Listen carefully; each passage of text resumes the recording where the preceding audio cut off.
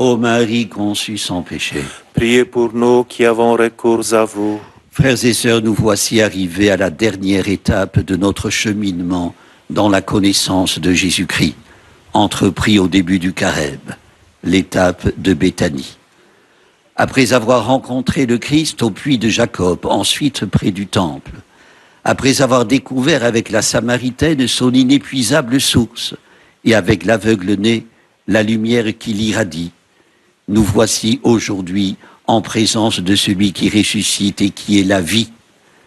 L'épisode de Lazare est le 7e et le dernier des miracles que renferme le livre des signes, cette partie de l'évangile de Jean ouvert avec le récit des noces de Cana. Jean nous a conduits de révélation en révélation. Frères et sœurs, cette fois encore, le récit est centré sur Jésus. Accusé de blasphème et menacé d'être lapidé, il a quitté Jérusalem et s'est retiré au-delà du Jourdain. Là, il apprend la maladie de son ami Lazare. Revenir en Judée, lui rendre visite, c'était entreprendre un voyage risqué, car Béthanie n'est qu'à une demi-heure de marche de Jérusalem. Les disciples le savent et s'empressent de mettre Jésus en garde. Ils ont peur de la mort, ils ont peur de le perdre. Jésus les invite cependant à surmonter leurs craintes. Il ira à Béthanie parce qu'il doit y aller. Celui qui marche pendant le jour ne trébuche pas, leur dit-il, parce qu'il voit la lumière. Frères et sœurs, les disciples raisonnent en prudents. Jésus n'a souci que d'accomplir la mission de celui qui l'a envoyé. Tant qu'il fait jour, écrit saint Jean. Il sait que Lazare est déjà mort. Il l'apprend aux disciples, mais en termes ambigus. Il leur dit tour à tour que Lazare s'est endormi, puis qu'il est mort. Il ajoute qu'il se réjouit de n'avoir pas été là, afin qu'il croie. Une ambiguïté, source de quiproquos, qui anticipe sur l'événement à venir, intrigue et plonge dans l'incertitude. Lazare est-il mort ou Lazare dort-il? Frères et sœurs, la mort n'est pas le sommeil. Elle le gagne toujours, a dit Staline au général de Gaulle, qui en fut vivement impressionné. C'est la conviction de ceux qui, à Béthanie, entourent Marthe et Marie. Tous s'étaient fait à l'idée que Lazare était mort, qu'il avait franchi le seuil. Selon les croyances juives, l'âme du défunt errait autour du corps jusqu'au 4e jour. Il fallait seulement se résigner. Frères et sœurs, la résignation n'est pas étrangère à la tristesse et au chagrin. Jésus éprouve l'un et l'autre. Il est saisi d'émotions, bouleversé, écrit saint Jean.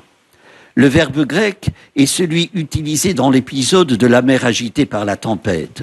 Et lorsqu'Hérode apprend que des mages venus d'Orient demandent où est né le roi des Juifs. Jésus est bouleversé par la mort de Lazare. La détresse des présents, Marthe qui court vers lui, Marie, figure du deuil, il la partage. Ce qui d'ailleurs n'a pas échappé au ricaneur. Lui qui a ouvert les yeux de l'aveugle, ne pouvait-il pas empêcher Lazare de mourir? Oui, Jésus pleure son ami Lazare, il pleure, mais il n'est pas résigné. C'est alors que, surmontant son émotion, avec la grâce du Père auquel il s'est adressé dans une prière, il nous est révélé dans sa toute-puissance, un saisissant transfert de l'humain au divin. Frères et sœurs, quand Staline déclare « la mort gagne toujours », il n'a en tête que la mort hideuse, qui signe la destruction des corps et marque un point de rupture définitive avec les attachements humains. Mais l'heure de Béthanie donne tort aux tyrans. La victoire de la mort n'est jamais qu'apparente. Elle ne s'impose qu'à nos yeux de chair et au sang-froid. Aux disciples, Jésus a dit « Lazare, notre ami, s'est endormi, mais je vais aller le tirer de ce sommeil ». À Marthe, qui égale à elle-même, au moment où Jésus donne l'ordre d'enlever la pierre, remarque « Seigneur, il sent déjà ».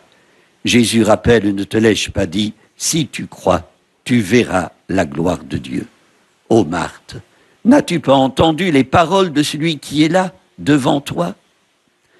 Frères et sœurs, la mort nauséabonde, la mort noire, c'est une idée de pompier funèbre, écrit bizarrement Léon Bloy, qui rectifie: la mort est blanche, lumineuse, pleine d'espérance, parce qu'il n'existe pas de néant futur. La reine Fabiola en était convaincue, qui s'était revêtue de blanc lors des obsèques inoubliables du roi Baudouin, son époux. Seigneur Jésus, nous voici devant toi avec nos incertitudes, nos doutes, nos espoirs. À chacun de nous, tu cries d'une voix forte: viens dehors.